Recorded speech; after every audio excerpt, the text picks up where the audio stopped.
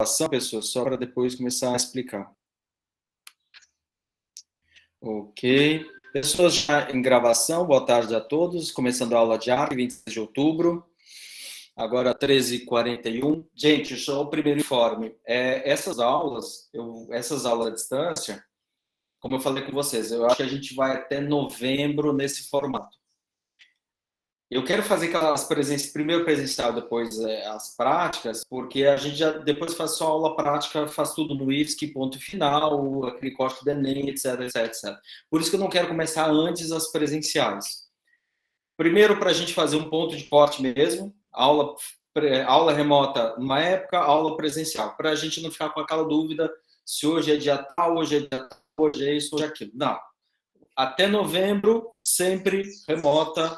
A partir de dezembro, sempre presencial, ponto final.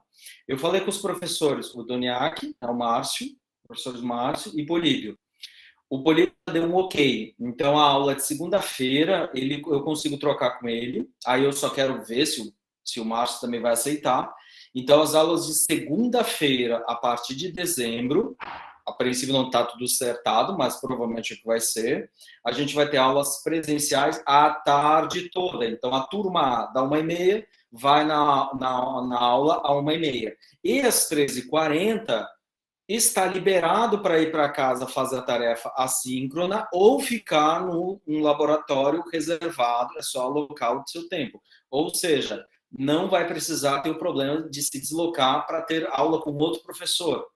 Aí, então, a segunda-feira toda vai ser comigo e eu estou conversando com o Márcio para também fazer isso às quartas-feiras. Se tudo der certo no nosso mundo ideal, vocês terão aula comigo de arquetipo, tudo misturado, né? Só para não confundir.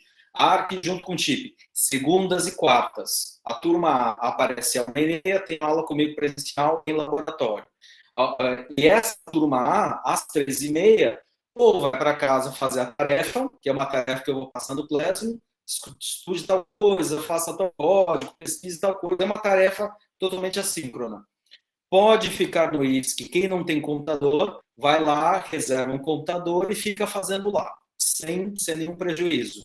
Então, quem tinha comentado, acho que 2 pessoas tinham comentado comigo, não tem computador, pode reservar um computador, haverá 3 laboratórios para fazer isso, é só reservar junto com o pessoal, acho que é o pessoal da Cultura, né? O pessoal da orientação de turno, beleza? E aí pode ficar fazendo a tarefa, ou vem para casa, ou faz um outro momento, só dizendo assim, não vai ter dificuldade em se deslocar para ir para casa, para assistir outra aula remota, tem um professor, tem prova. Não, vai ser sempre aula comigo. E esse é o nosso mundinho ideal.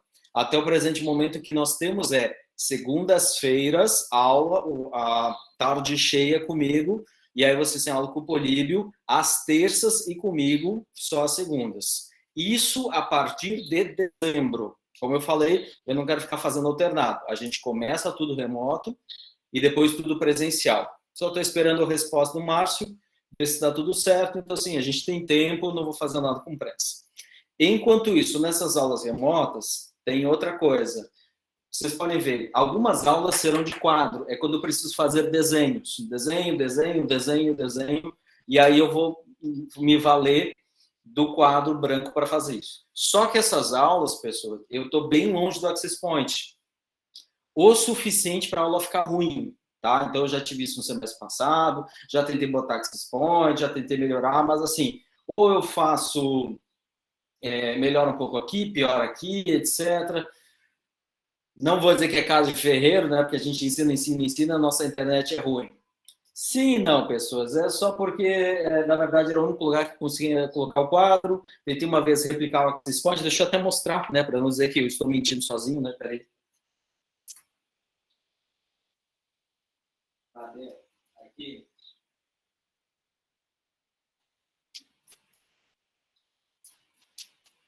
Tentei fazer um WDS com esse cara, né? Ou seja, propagar o sinal do AP com esse cara. Esse cara é um cara muito bom, ó, TP-Link. É chinês, cuidado. Tem um chinês, um chinesinho aqui junto já fazendo roteamento. Coitado, maldade. E eu tentei fazer WDS, tentei fazer propagação no 2,4, a 5 GHz, Gente, aqui não é prédio, é casa, mas mesmo assim tem bastante sinal a 2,4. É um ambiente bem ruidoso. Eu tentei a 5, só que a 5 precisa de visada. Então, assim, ou eu pego um ambiente com ruído, ou eu pego um ambiente com pouca visada. De qualquer forma, não ficou bom. Tentei replicar, não ficou bom. Talvez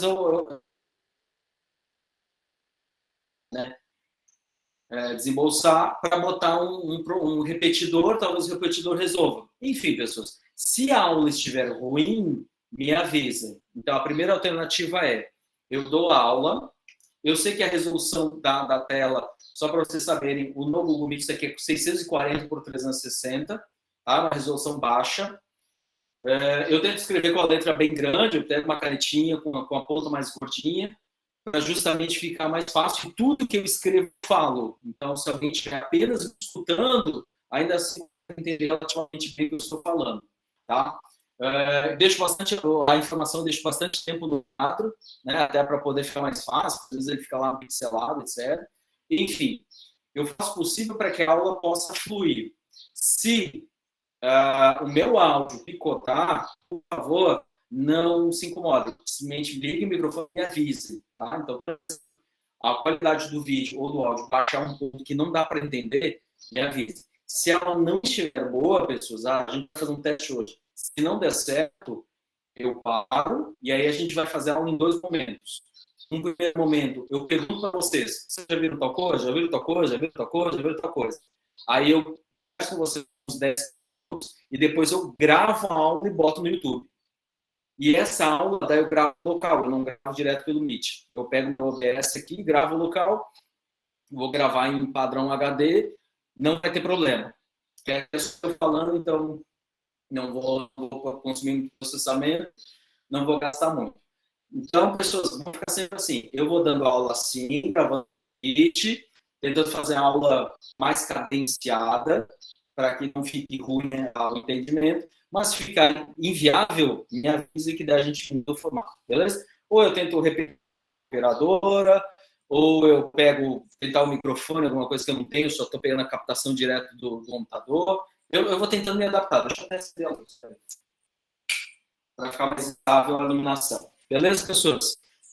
Mas como eu falei, algumas aulas vão ser aqui, algumas aulas eu faço lá, aqui embaixo da escada, que talvez pegue um pouco de microfonia, mas lá eu consigo fazer quando é de digitação, beleza? Normalmente as primeiras aulas são bastante de quadro, depois quando a gente já tem um ambiente pronto, depois a gente vai mexer no computador.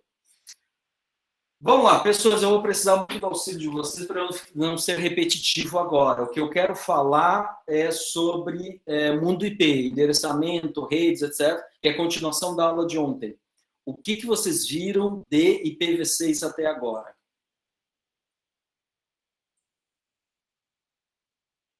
Áudio, por favor. Até para poder gravar na aula. IPv6 até agora. Silêncio é nada? Silêncio é bom? Silêncio é ruim? IPv6 eu não sei o que é. É de comer? O que é, pessoas? Vocês não estão preocupados com IPv6? Então, professor, eu sei o que é um IPv6, mas o que eu aprendi sobre o IPv6 eu não vou saber te dizer. Sabe? Se você me mostrar um IPv6, eu vou falar, isso é um IPv6. Mas o que você sabe sobre ele? No máximo tu consegue ver, passando na rua, aquilo é um IPv6, é isso? Isso. Aquilo é IPv6. Isso, deu um IPconfig, tá ali IPv6, é isso. Beleza. Deu, acabou, assunto encerrado. Mas vocês viram assim, mais alguma coisa? E roteamento, vocês viram roteamento, pessoas? Para, faz. Se bem que você até grava o áudio, eu não boto texto mesmo, só o áudio. E aí, pessoas, vocês viram alguma coisa de roteamento? Bem pouquinho. É simpatia com o professor ou é assim, eu acho que foi visto alguma coisa, não prestei atenção, mas já que passei na matéria, está valendo? Meu Deus do céu. Só um pequeno parênteses, pessoas. Alguém vai fazer aí de vocês, alguém vai fazer, nós estamos com, agora é 4, 12, 11 pessoas. Está diminuindo. Alguém aí vai fazer computação ou sistemas de informação? Só para eu direcionar as próximas aulas? Por enquanto não vai fazer diferença. Alguém aí? Nada? Ninguém? Ninguém quer ser nerd feliz? Ninguém? Nada? Oh, meu Deus. Não botem texto, pessoas. Botem áudio, por favor. Ai, devia bloquear esse texto aqui. Ser bem carrascão. E aí, pessoal? Engenharia, nada? Alguém vai fazer engenharia? Exatas? Não, pode ser engenharia. Engenharia. Exatas ainda é meio amplo. Alguém vai fazer engenharia? Qualquer engenharia? Ninguém. Alguém sabe o que vai fazer? Eu não sei se pode ir no Enem, pode escolher ou tem como é que funciona. Não estou mais acompanhando. Sim, sim. Aí tem gente que sabe o que vai fazer. A Bárbara também falou que sabe. Eu vou fazer designer gráfico. Ah, é, desculpa, já tinha comentado, beleza. E os demais?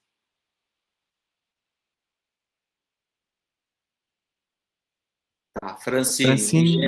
Se não sabe se vai fazer engenharia elétrica ou o que, Francine? É só para saber como eu vou conduzir a aula, tá? É por isso que eu estou perguntando. Não sabe se vai fazer engenharia elétrica ou o quê? Engenharia elétrica ou educação física? Engenharia elétrica ou jornalismo? Gente, eu tinha dúvida. Eu quando fui fazer, tua mãe quer pedagogia. Pedagoga?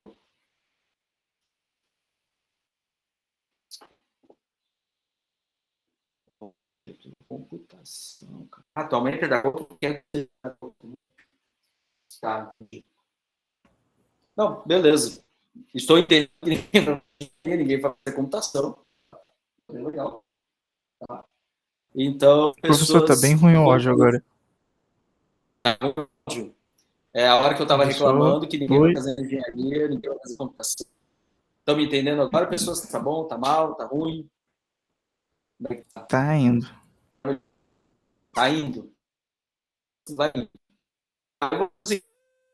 Qualquer coisa, só liguem o áudio e me avise. É? Então tá. Eu vou tentar fazer a aula mais breve, tá? Peraí que alguém tá me ligando. Alguém deve ter descoberto meu telefone e tá me ligando para ver. Tá, gente, eu vou seguindo a aula, qualquer coisa, só avise. Não entendi, aí eu repito, beleza? Se ficar muito ruim, aí eu corto e a gente vai para o formato. Pessoas, internet. Mais ou menos nos anos 70, principalmente, começou a se padronizar muita coisa em relação à internet como um todo. Tá? E de formalização, documento, colocar no papel, isso começou a acontecer por volta dos anos 80. Não vou entrar em toda a questão do mérito, de geopolítica e coisa assim, onde isso teve bastante impacto na constituição das redes. Tá? Então, muitos dos projetos eles eram financiados pelo DAPA, que era de projetos avançados do Departamento de Defesa dos Estados Unidos. Então, várias tecnologias, elas eram tecnologias para fins ou de defesa ou de ataque, mas normalmente eles eram militares. Boa parte da internet era militar. Então, se a gente pegar como é que foi constituída essa questão das redes, uma das coisas é que o protocolo IP, que é o protocolo rotado, que é uma coisa que eu da aula passada, que ele pudesse escolher o melhor caminho, mesmo que houvesse alguma ocorrência ataque nuclear. E foi exatamente essa expressão que entrou no projeto, que pudesse ser uma rede de longo alcance, de larga escala, em que pudesse sofrer grandes danos e mesmo assim ela continuar funcionando. Então, quando eu falo de anos 70 e 80, gente, ninguém de vocês viveu, provavelmente os pais de vocês, não sei nem se os pais de vocês são dessa época, eu sou nascido em 1980, eu peguei um pouquinho bem finalzinho disso, então assim, na época Reagan, Margaret Thatcher, coisa assim, eu peguei mais ou menos uma época, e é preciso entender para entender por que se financiava projetos militares. Então, nessa época, começou a acabar a Guerra Fria, certo? Então, uma coisa importante é entender isso aqui. Que, de novo, gente, a gente vai entender de tecnologia, de redes, sistemas operacionais, falando coisa de 50 anos atrás, coisa de 40 anos atrás. E naquela época, as demandas eram diferentes das demandas de hoje. Então, várias formas, várias concepções de protocolos. Como é que se pensava o protocolo IP? Era para atender uma necessidade daquela época. E tem uma coisa que era muito importante aqui. Para entender Guerra Fria, não existe melhor. Gente, não é o filme. Não é. O filme é bom. É bom. Mas é milhões de vezes pior que o gibi do Alan Moore, Watchmen. Tá? É do Dave Gibbons e do Alan Moore. Para entender Guerra Fria, tem que ler o Watchmen. Beleza? Simples assim, porque é um dos gibis que melhor consegue mostrar o sentimento da época. Nós tínhamos de um lado, bem polarizado, Estados Unidos, mundo ocidental, mundo capitalista. De outro lado, nós tínhamos a União Soviética, eu peguei até os 9 anos, né, quando caiu o Muro de Berlim, aquela história toda, perestroika, blá, blá, blá. E aí tínhamos, então, a União Soviética, socialista, comunista, e aí muita coisa acontecia isso em volta. E boa parte do que a DARPA financiava era para atender a chamada Guerra Fria. E do que veio para cá, então nós temos Departamento de Defesa. O Departamento de Defesa, nós tínhamos o DARPA. E do DARPA, nós tínhamos a ARPANET. A ARPANET era essa rede que era para fins militares. Então, o IP foi pensado para uma época de guerra, beleza? Mas como a gente chama de guerra, assim, é uma quase guerra, porque era uma guerra que nunca acontecia, beleza? Eu acho que o Watchmen, claro, tem muito mais material, mas acho que o Watchmen consegue representar bem o que era isso. Tá? E essa ARPANET, em 83, se não me engano, 82, 83, foi que ela se separou em duas redes.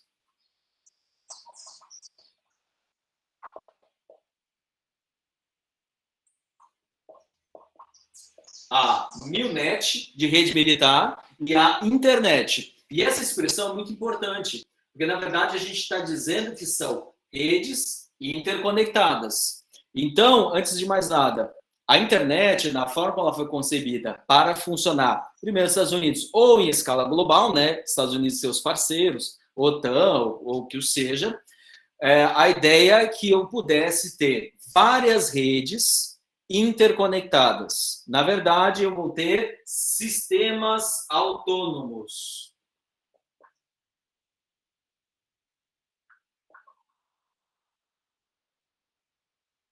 Que são os AS, Autonomous System. Tá? Isso é importante, porque é assim que a gente consegue entender como é que funciona o roteamento na internet. Esses sistemas autônomos são exatamente o que a expressão está dizendo. Eles têm um controle administrativo dentro dele. Então, essas redes, elas vão se organizar dessa forma, ó, essas redes. Então, eu tenho um AS1, o AS2, o AS3 e assim segue. Beleza?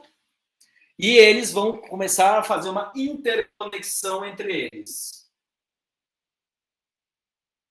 E dessa forma, a gente consegue fazer, então, com que essas grandes redes possam se conectar entre si, no que se chama normalmente de pontos. E aí, o que é interessante é que, ao invés de eles fazerem todas essas conexões, eles podem usar lugares onde eles podem fazer.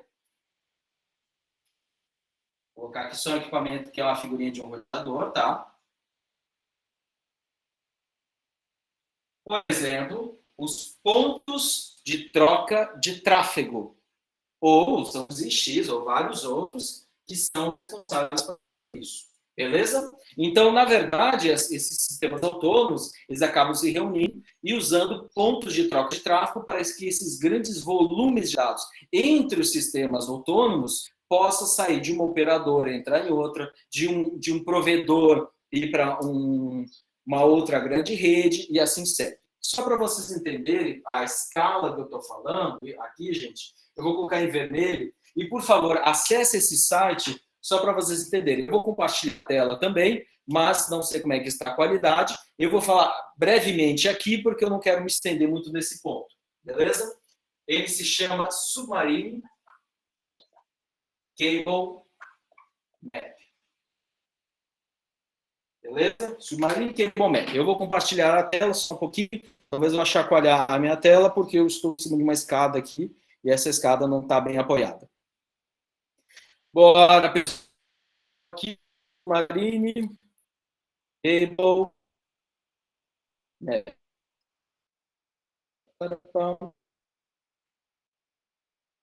Vamos lá. A internet não é aquilo tudo.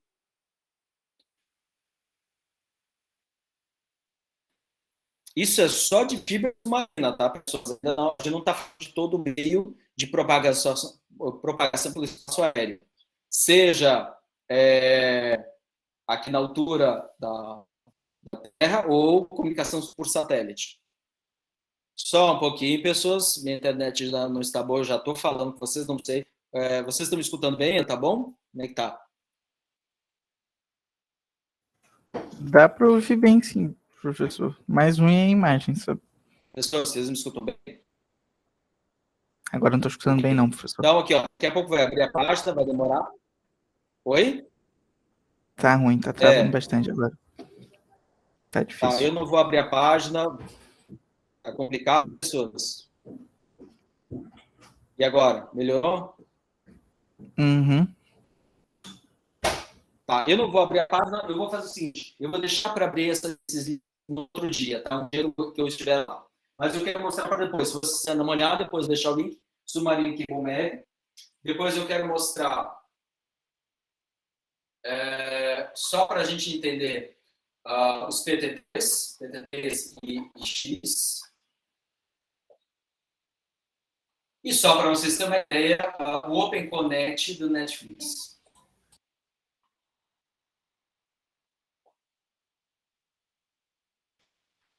Como um serviço que consome aproximadamente 40%, 50% da banda dos Estados Unidos e 30%, né, se estima, né, de demanda global, vídeos em geral, mas Netflix é metade disso aí.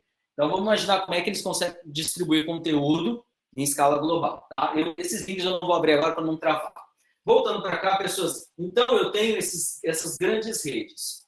Então, eu tenho que saber como é que eu saio de uma rede e vou para outra rede. Perfeito? E, claro, essas redes aqui dentro, na verdade, eu vou colocar números aqui fora, né? Ó, tem um, dois, etc. E eu vou ter outros equipamentos dentro que vão fazer outras redes menores, até chegar que cabem numa casa, que cabem no prédio. Então, isso aqui é falando de toda uma Embratel, por exemplo, toda uma Oi, né? O IFSC, por exemplo, o IFSC todo estadual, ele é um AS, ele é um sistema autônomo. Para a gente se comunicar com o resto do mundo, vamos colocar o desenho aqui, ilustrando, por exemplo, o IFSC. Ele tem que se comunicar com a Rede Nacional de Pesquisa, onde também tem a UFSC. E aqui, todo esse povo, tá, o POP-SC. Tá? Não vou mostrar esses dados, só vou guardar aqui para depois mostrar em um segundo momento. Então, é só para vocês entenderem que eu estou falando assim, é um link de 10 GB, são 10 fibras de 10 GB, um link de 40 GB, é um link de 100 GB. Então, a gente está falando de uma escala bem diferente que faz a comunicação entre essas grandes operadoras, beleza? Tem outras redes que tem melhorando essa figura. O que eu de um computador e para outro computador, eu vou fazer salto entre redes. Isso é importante. Isso é muito importante quando a gente fala de sistemas autônomos. Eu ia desenhar um computador, mas não adianta desenhar um computador. Eu ia desenhar um celular. Olha só a gente desenhar celular antigamente. A gente desenhava assim. Eu fazia assim, botava as teclinhas, uma telinha e assim. Pronto, isso aqui é um celular. O celular de vocês nem tem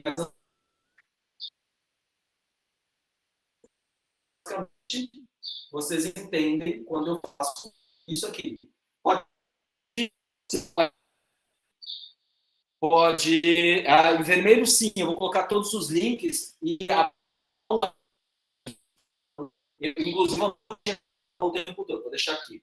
Gente, isso aqui é o telefone, tá? Eu fiz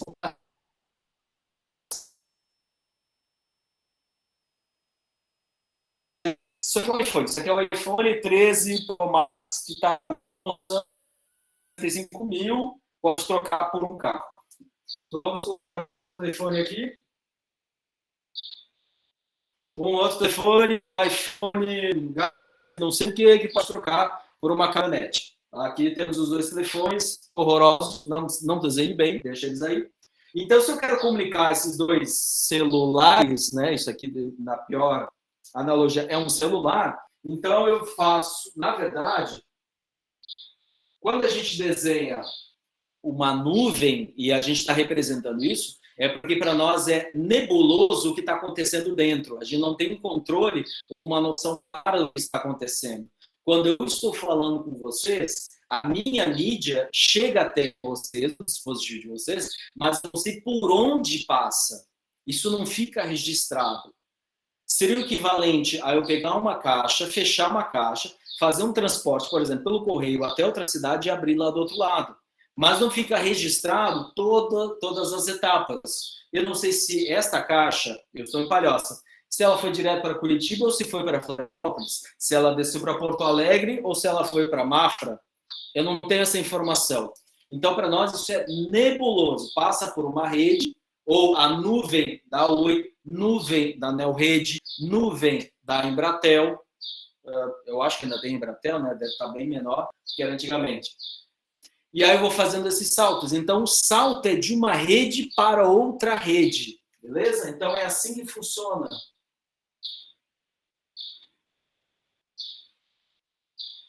Então, o IP é um salto, são saltos entre redes. Sempre lembrando, eu tenho que chegar na próxima rede. Na próxima rede, eu tenho que chegar na próxima rede. E eu chego na próxima rede, e a próxima rede, e assim segue. Beleza? Por isso que eu perguntei de computação, porque tem uma área de computação que eu gosto muito, que é uma área de grafos. Grafos são vários problemas matemáticos para a gente resolver usando essa noção de nós, vértices, conexões, soma, matrizes, e etc. Tá? É uma área que eu acho bem interessante, porque está muito ligado ao roteamento. Então, sempre esteve muito próximo do meu dia a dia. Eu, quando durante um tempo como administrador de rede, tinha que saber, a rede, por onde a informação passava para que o usuário tivesse um bom serviço. Beleza? Então, eu vou fazer VoIP, eu vou fazer telefonia IP. Então, eu tinha lá a saída Embratel, no caso, eu tinha 2 links da Embratel, um link de micro-ondas, um link de fibra, eu tinha um link da GVT, e às vezes a gente colocava também uma DSL. É um caso clássico, assim, a DSL com uma taxa de transferência alta, mas com serviços de baixa qualidade. E aí eu usava GVT, eu usava lá, chamava para cá, e eu queria que a informação chegasse logo no destino. E aí eu tinha uma noção clara desse destino. Desde que eu soubesse exatamente como é que acontecia isso. Então, a rede vem da internet, ela tinha que fazer esse salto entre redes. Porém,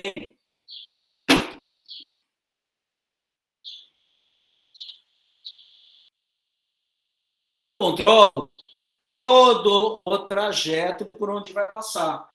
Então, se eu tiver vários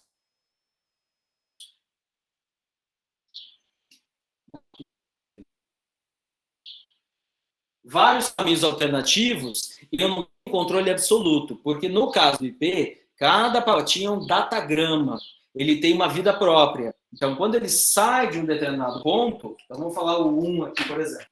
Vou mandar o pacotinho número 1. Ele pode vir aqui por cima o 1.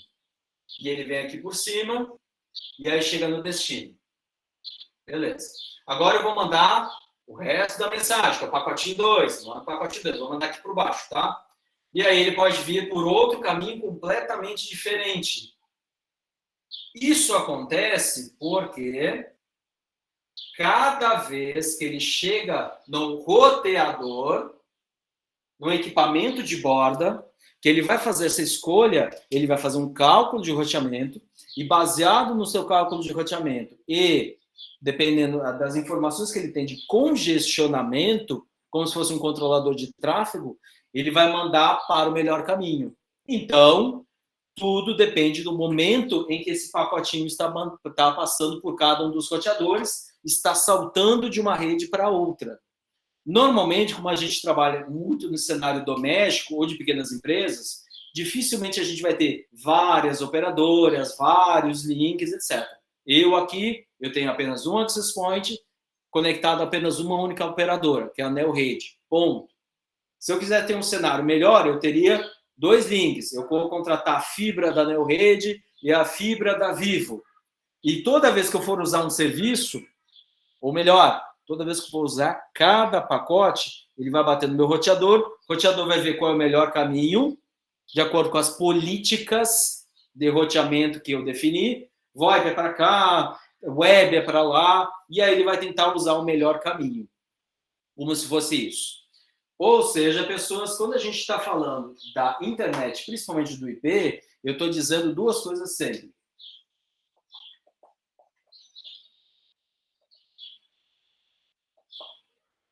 Endereçamento e roteamento. Então, é isso que vai acontecer. Eu vou melhorar esse gráfico só para deixar mais explícito o que realmente está acontecendo. Eu vou apagar algumas partes aqui, ó. Apaga tudo.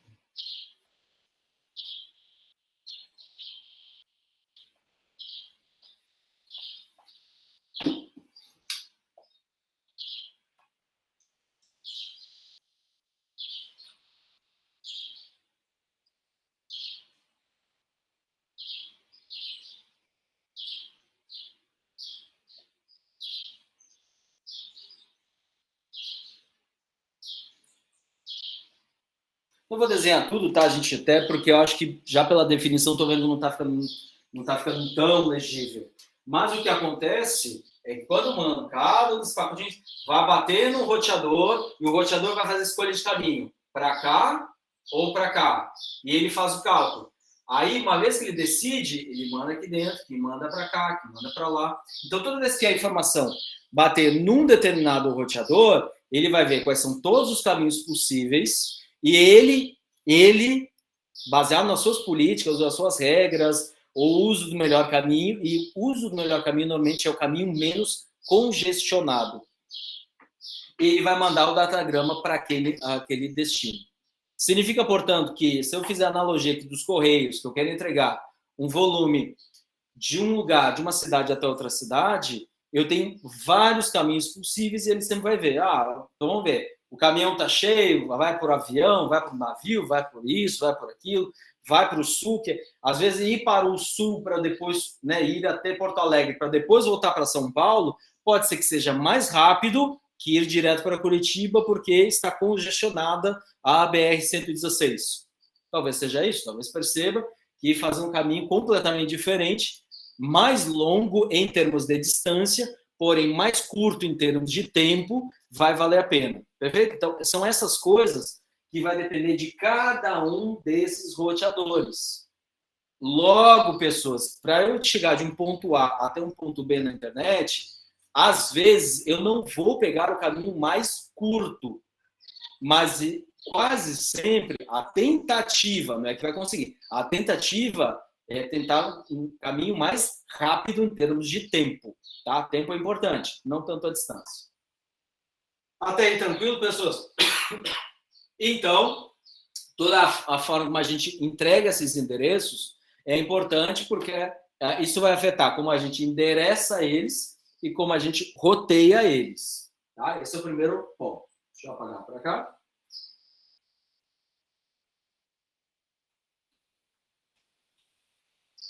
Hoje, pessoas, eu vou fazer uma coisa que há algum tempo eu já faço, é que na hora de explicar, eu já explico IPv6 antes de IPv4, beleza? Antes que eu fazia as aulas, era assim, eu explicava toda a história do IPv4, tinha bastante tempo, era matéria de redes, aí era legal, porque eu contava a história, daí eu ia passando os anos e eu ia colocando tecnologias, até chegar um ponto em que a gente chega no IPv6.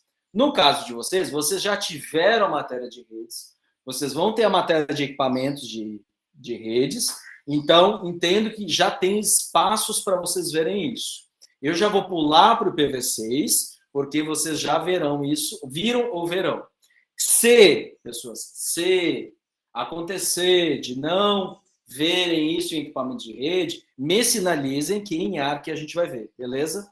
Tá? Mas só para avisar, eu já vou saltar para o IPv6, só porque já teve espaço, ou haverá espaço, para ver IPv4 bonitinho. Então, vamos lá, gente. Eu tenho sistemas autônomos, eu estou falando de roteamento. Isso aqui é escala global, gente. Eu quero sair daqui, eu quero ir até a Polinésia, eu quero ir até o Japão, eu quero ir até a Groenlândia. Tá? Então, eu estou falando de grandes escalas. Né? Eu quero que um pacote chegue até lá. Só para vocês terem uma ideia, vocês podem acessar qualquer site do Japão, que é .jp, terminação JP, ou Colômbia, .co, ou Argentina, que é AR, Uruguai, é UY. Então, tem várias dessas terminações, só para vocês terem uma ideia onde é que pode estar o site de vocês. Beleza? AS. Nessa história aqui, quando teve esse desmembramento, tá? Isso aqui também desencadeou a constituição da IANA. A IANA é responsável hoje pelo endereçamento, tanto PV4 quanto PV6, pelo endereçamento e pela distribuição dos IPs. Tá? Então, ó, mais um link aqui que eu vou mostrar na próxima aula, com calma. Tá? A aula de quinta-feira, tá? Que amanhã é típico. Então, a IANA, ela é responsável por distribuir. Ela distribui, na verdade, se não me engano, são 5 grandes regiões do mundo. América do Norte, América Latina, Oceania, África e Eurásia. Né? Europa e Ásia. Acho que é isso. Tá certo. Acho que tá certo. E aí, então, são essas 5 grandes regiões. Oceania, pessoas. Alguém vai ler 1984? Alguém vai? 1984?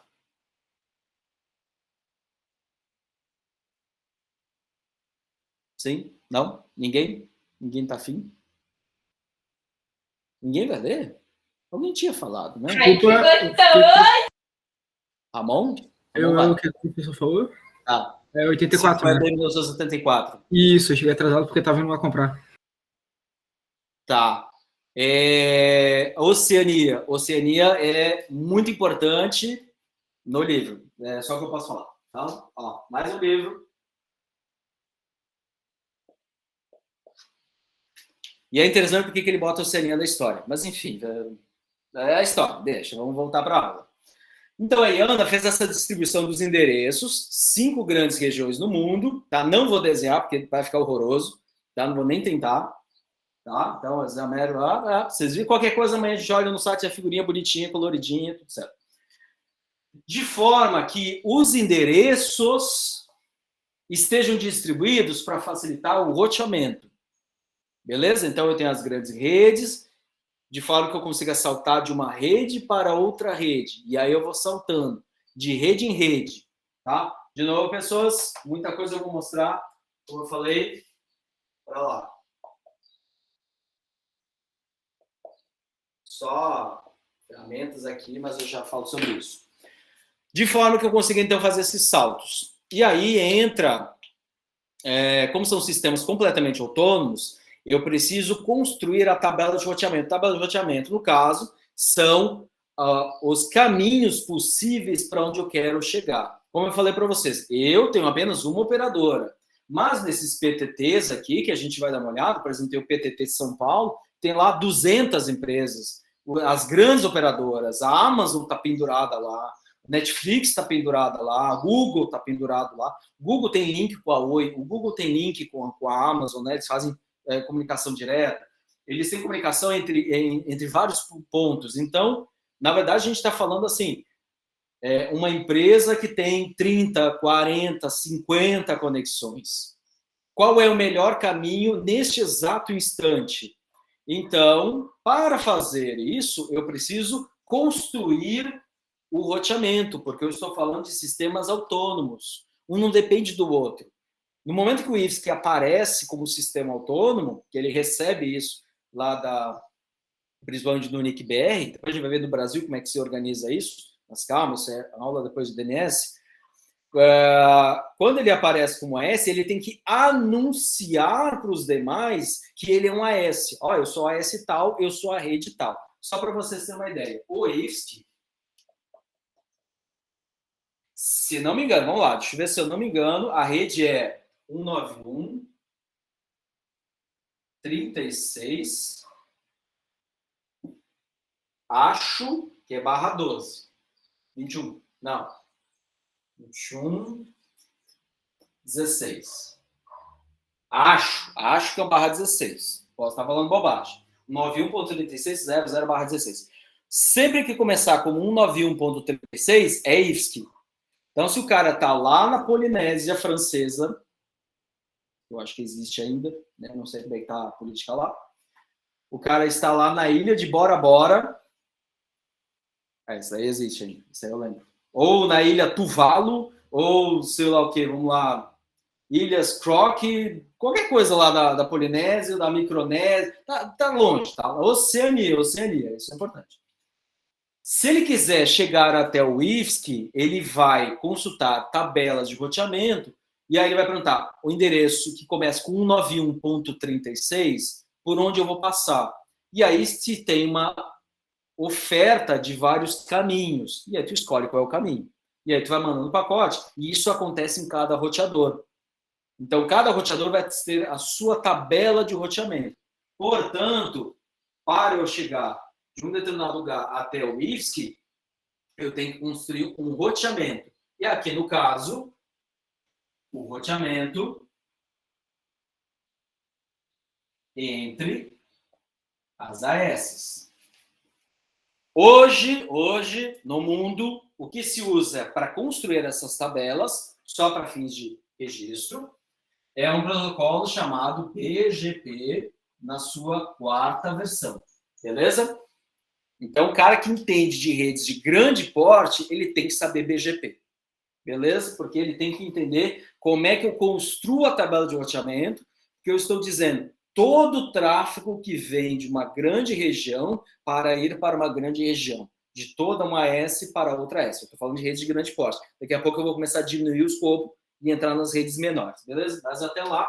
E também, se eu estiver falando de IPv4, é 2804.1454, dois pontos, barra 1632. Né? 2804.1454, dois pontos, barra 32. Tá? É a parte de endereçamento. O IPv6 como um todo, eu acho que também vai ficar para mais uma aula. Tá? Deixa eu ver se a gente tem tanta aula para isso. Tudo bem, a gente consegue. Isso aí a gente consegue encaixar na matéria, sem problema nenhum. Perfeito, pessoas. E aí eu consigo fazer com que todo o tráfego 2804.1454, se alguém quiser, tem que vir para cá. Beleza? E aí, quando chega dentro da ESO, chega dentro do IFSC, porque todo esse tráfego vai bater lá na reitoria, naquele prédio que fica perto da ponte Pedro Ivo, né, que vai em direção à ilha. Se vocês, para quem não sabe, tem o campus Continente, que se chama Florianópolis Continente, exatamente à direita fica a reitoria, dentro da reitoria ficam os equipamentos que controlam a nossa AS, que é o nosso roteador de borda, que é o que fica na ponta para falar com os outros AS. Então, ele vai fazer um roteamento inter-AS, entre os AS, rodando lá um monstrinho com BGP, com as suas perto de 800, 900 mil linhas de roteamento. Então, para sair do IFSC para ir para o Canadá, provavelmente tem uma informação que está descrevendo lá, de um AS tal para o AS tal. Beleza? Então, eu preciso de um equipamento de grande porte para poder fazer esse tipo de operação consistente, tolerante à falha, aquela história toda.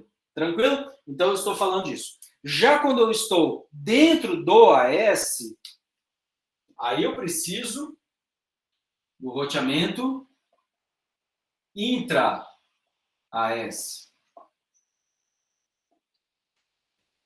Né? Uma vez que eu estou dentro do meu AS, aí eu posso fazer dentro do meu AS. Aí eu posso usar o RIP. Gente, vou ser bem honesto, nunca vi alguém usar o RIP, tá? Eu só estou escrevendo para fins históricos. Tá aqui, é o RIP, tá aqui? RIP. RIP, ele mesmo. Nunca vi alguém usar. Mas, enfim, estou escrevendo porque a literatura bota, porque todo mundo fala que usa, nunca vi ninguém usar. Ou tem o OSPF. Esse sim, esse se usa bastante, tá? No caso do... Deixa eu levantar um pouco aqui para caber na tela. Roteamento.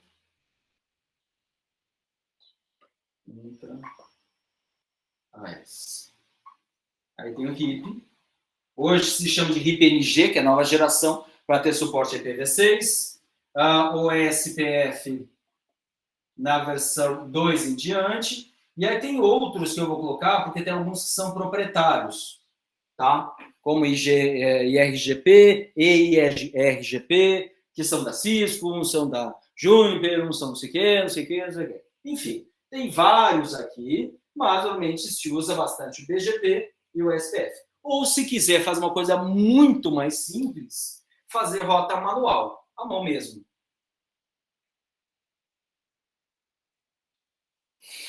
Beleza.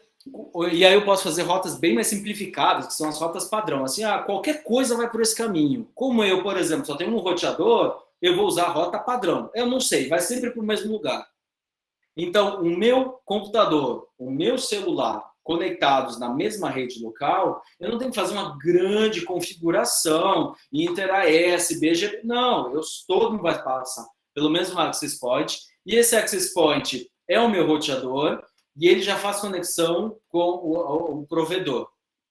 Ou seja, a minha rede local pode ter uma configuração muito simples para passar por um único equipamento para chegar no meu único fornecedor de internet. Não tem nada demais. E aí eu posso fazer uma configuração muito mais simples, que é o caso, assim, é o que se chama de mercado SOHO, né?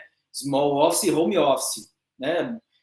Residências, pequenos escritórios, é configuração simples, tá, gente? Até o próprio IFSC, a grande maioria da configuração é rota manual, porque a gente só tem um link de saída. Então, tudo afunila por um ponto só. Então, não precisa fazer uma grande configuração, SPF, etc. Embora seja possível. Ajuda bastante, mas não é obrigatório. Se fizer a configuração manual. Certo? No fundo, pessoas, eu quero fazer com que o meu computador, o meu IP, vá para o IP do roteador, que vai para o IP dentro do provedor na rede, que vai para outro, e outro, dentro da AS. Aí vai de uma AS para outra AS, e vai saltando, e vai fazendo salto. Um salto atrás do outro. E é assim que funciona a IP. Esse é o princípio básico. Se entender isso, o resto é muito mais fácil. Só tem dois conceitos, gente, que, na minha opinião, são os mais difíceis para entender, e o resto deriva deles. O primeiro, que o roteamento faz com que a forma como a gente conceba essas redes é que a informação ela salte de rede após rede até chegar na rede do destino, tá? Isso é importante. Eu só vou apagar essa parte aqui de cima para explicar por que isso acontece desse jeito.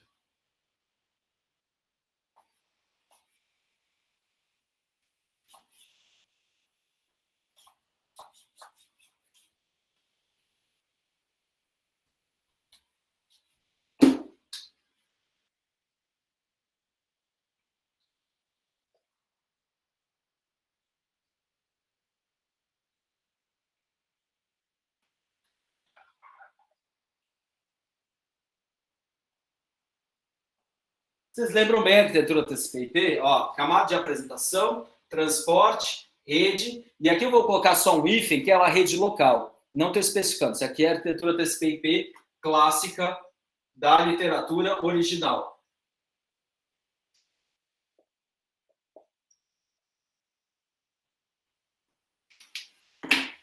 Quando a gente está dentro da rede local, a gente diz que a entrega, obviamente, é local.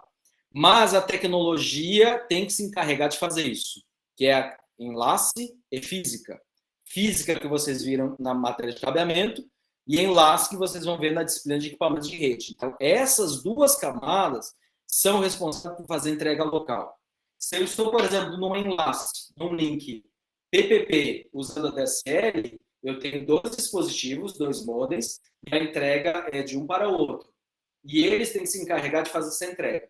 Quando eu estou numa rede multidispositivo, como uma rede Wi-Fi, por exemplo, que é o meu caso, neste momento eu estou no Wi-Fi, tem aqui e tem o meu celular no mesmo Wi-Fi. Se eles querem se comunicar, então eles têm que saber que a entrega local manda uma mensagem para o roteador, ou melhor falando, para o ponto de acesso, bate no ponto de acesso e o ponto de acesso replica essa mensagem para o meu dispositivo usando o endereço de rede local, que é o endereço MAC. Então, o meu MAC, o endereço MAC da minha interface de rede vai falar com o endereço MAC, ou seja, camada de enlace. Beleza? Então, o enlace fala com o enlace, o enlace entrega com o enlace. Então, a comunicação, de fato, ela acontece assim, ó, física com física com física. Mas em termos virtuais, na verdade, é rede com rede com rede. Porque eu quero que aconteça isso aqui, ó. É assim que tem que funcionar. Se eu quero que uma aplicação fale com outra aplicação, nosso jogo, por exemplo, eu quero que o meu navegador fale com outro navegador, ou fale com um servidor, ou qualquer que seja outro equipamento, a aplicação manda para transporte, transporte manda para a rede. Este IP tem que falar com este IP, mas isso, obviamente, não é direto. Eu quero que este endereço encontre um caminho para chegar até esse destino. Então, ele vai saltar de rede local, rede local, rede local, rede local, até chegar neste endereço IP. Então, este endereço de origem, ó, esse endereço de origem tem que falar com este endereço de destino. Mas para que isso aconteça, ele tem que saltar rede local, roteador, rede local, roteador, rede local, roteador. Chegou no endereço de destino, aí começa a subir as camadas, até chegar na camada de aplicação. Gente, isso ficou claro, essa primeira parte?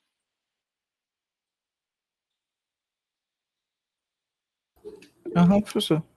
Beleza? Dúvidas? Gente, isso é muito importante. Vocês já tinham visto isso alguma vez ou não? Ou eu estou sendo repetitivo? Tá não, pra mim não tá não. Tá. Ó, então vamos fazer o seguinte, essa é a primeira parte, tá, gente? Onde a gente tem que entender que a gente fica saltando de rede para rede. Salta, salta, salta, salta, salta.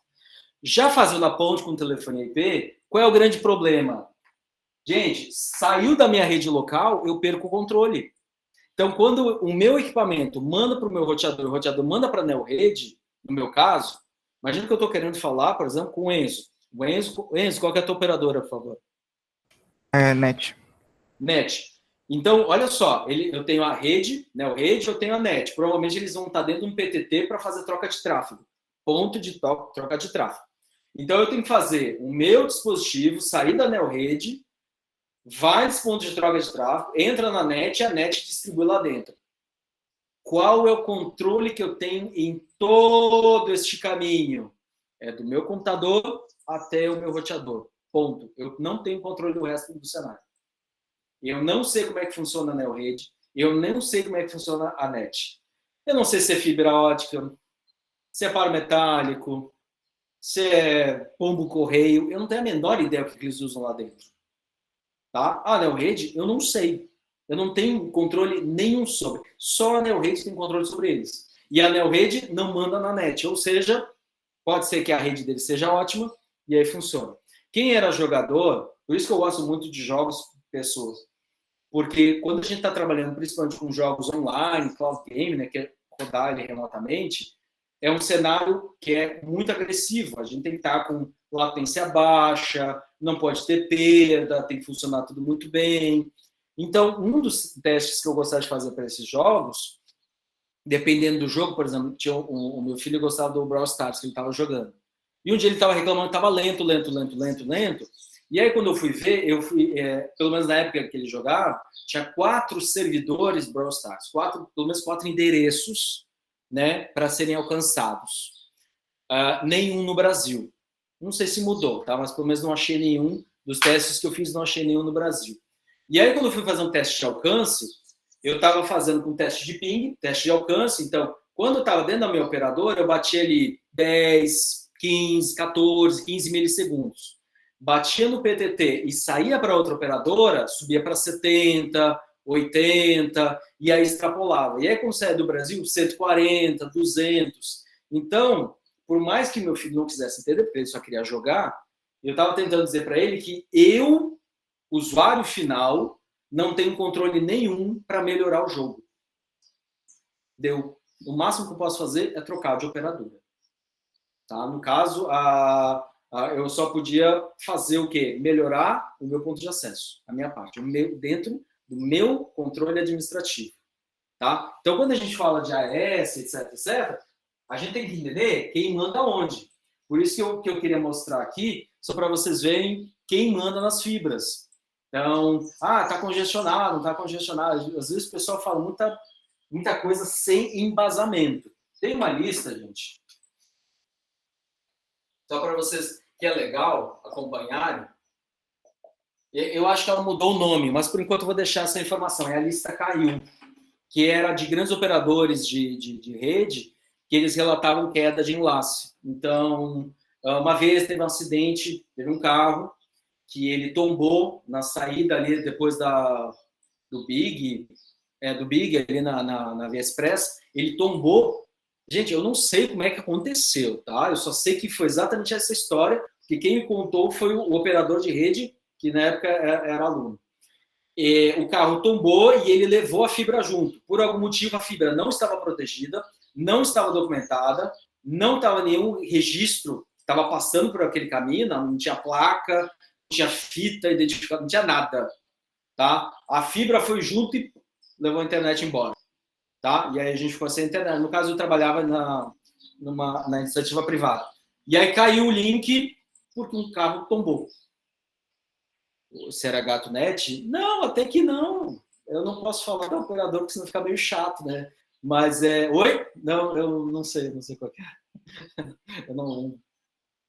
Quer dizer, claro que eu lembro, né? Mas eu não posso falar, porque estamos gravando, né? Mas, gente, era isso, tá?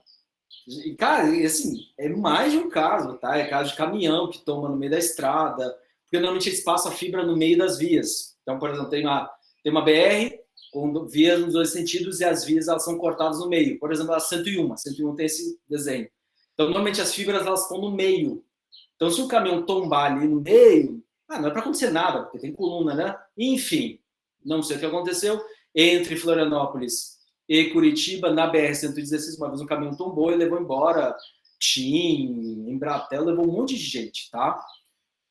Por que eu sei disso? Porque eu sou usuário TIM e eu não conseguia ligar para ninguém. Foi quando a gente descobriu que a base de usuários ficava em Curitiba naquela época, e aí quando tu vai tentar localizar o usuário, a requisição que passava pela fibra da TIM até Curitiba não funcionava.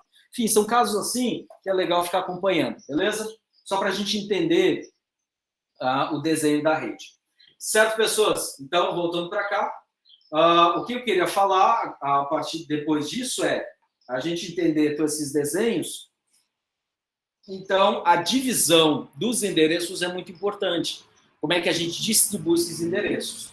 Mas aí a gente precisa pegar os endereços e começar a entender um pouco mais. Só vou cortar aqui.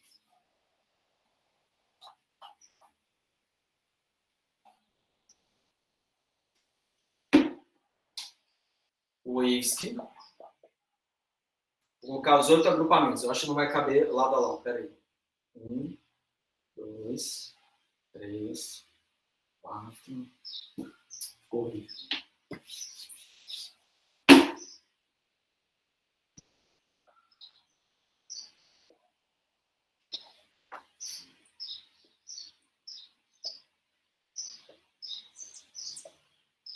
Os pontos. Acho que vai, pessoas.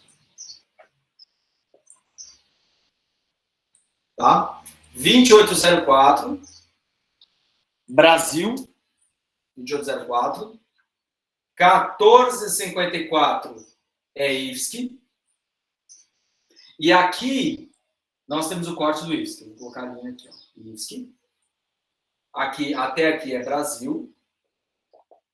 Então, quando tem essa distribuição de endereços, então chega lá, a Iana separa para o LACNIC, né, que é a operadora da América Latina. LACNIC é para o Brasil. E aí eles definem, ó, 2804 em diante, ó, começou com 2804. Lembrando, não sei se vocês já viram PV6, esses são 8 agrupamentos com 4 hexadecimais, somando 128 bits. Então, os primeiros 4 hexadecimais, no caso da distribuição, é para definir o país, tá? Na distribuição atual. Então, 2804 Brasil, aqui é a instituição, 1454, então aqui a gente tem já um corte. Como a gente já usou os primeiros, gente, cada hexadecimal pode ser diretamente convertido em 4 bits, né? Como ele é um hexadecimal, 2 a 4 é 16. Então, os primeiros 16 bits, no Brasil, o IFSC vai consumir os primeiros 32 bits, né? 16 mais 16. Ou seja, até o 32º bit, eu estou dizendo que ele é fixo, porque ele define a rede do IFSC. Então, este corte aqui é o que a gente chama de máscara de rede.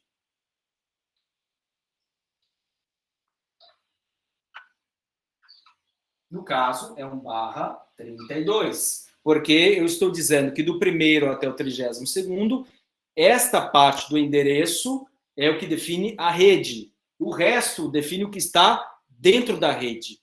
Perfeito? Então, este prefixo seria mais ou menos ali na placa de carro. As primeiras 3 letras definem... Não tem mais isso, tá, gente? Mas, se não me engano, a primeira letra era o estado, né? Então, M é tal região, H é tal região, não sei o que é tal região. Então, se sempre tu olhar uma placa que começa com... Eu não vou saber agora de cabeça, né? Mas começou com M, eu acho que é M, é Santa Catarina. E aí tu sabe, se começou com M, é Santa Catarina. Estou inventando, eu não sei. Acho que é. E aí tu consegue entender. Trazendo para cá, então, sempre que usar os primeiros 16 bits, ou melhor, o endereço 2804, /16, esse 2 pontos, já vou entrar em detalhes numa próxima aula, mas esse endereço define o Brasil. Porque basicamente eu estou dizendo, ó, começa com 2804, depois tem um monte de 2 pontinhos, mas os primeiros 16. Então, isso aqui é Brasil. Já o IFSC é 2804, 1454, mais um monte de 2 pontinhos, né? Isso aqui é IFSC. Continuando aqui. 1004. Isso aqui é São José. São José.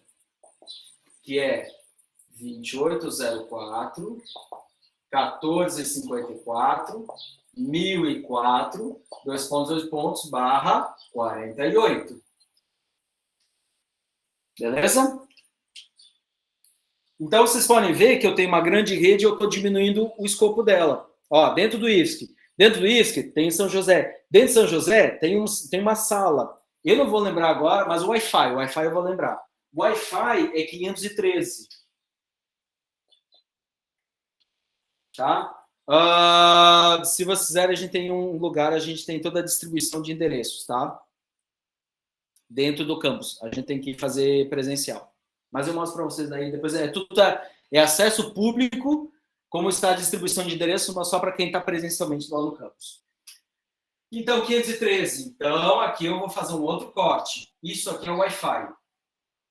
Conectou no Wi-Fi, pegou esse endereço. O endereço é 2804, 1454, 1004, 513, /64. E aí o resto do endereço ele é construído dinamicamente. Isso aqui eu quero falar num outro dia, porque senão é muita informação e aí começa a embolar. Então, olha só que legal, pessoas. 2804 Brasil e IFSC São José Wi-Fi. Eu coloquei Wi-Fi porque eu não lembro agora de cabeça, mas assim, eu lembro um laboratório, se não me engano, o laboratório de redes, ele é o 312, se não me engano. Aí é 312 aqui.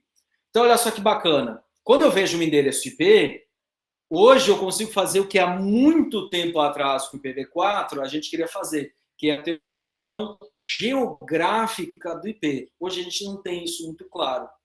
Mas a gente fez isso no IFSC para que a gente conseguisse olhar. Apareceu 513, ele está dentro do campus, mas é Wi-Fi. Eu não sei em que sala exatamente ele está. 310, 311, 312. Tem uma lógica de construção que está bem legal, a gente fez isso. E aí eu consigo saber exatamente onde ele está. De forma, pessoas que quem está dentro do laboratório ou está dentro do Wi-Fi, olha só que legal. Quem está 513, ele tem que sair do Wi-Fi para ir para o roteador do campus. Do roteador do campus, ele vai para o IFSC. Do IFSC, a gente está dentro do nosso AS. Aí a gente sai para outro AS e aí vai para outros AS. Ou seja, a gente tem um roteamento para ficar dentro do nosso AS, mas para a gente navegar ali dentro. Sai do AS, aí vai para outro AS. Ou seja, do Wi-Fi para um campus, dá essa rede para outra rede para outra rede, e aí tu vai saltando de redes para redes. Pessoas, isso ficou claro? Alguma dúvida? Tranquilo? Tranquilo, professor. Beleza. Pessoas, hoje eu encerro o assunto hoje, porque para a próxima aula eu quero fazer mais comandos, tá? No computador mesmo, digitando os comandos para a gente fazer esse tipo de coisa. Até vou registrar, porque a aula, praticamente a próxima aula, é só a gente ver isso na prática, tá? Se ficar saltando. Aula, gente, deixa eu parar a gravação, porque não tem mais necessidade, fechamos por hoje. Eu só queria saber como é que foi a qualidade da ligação.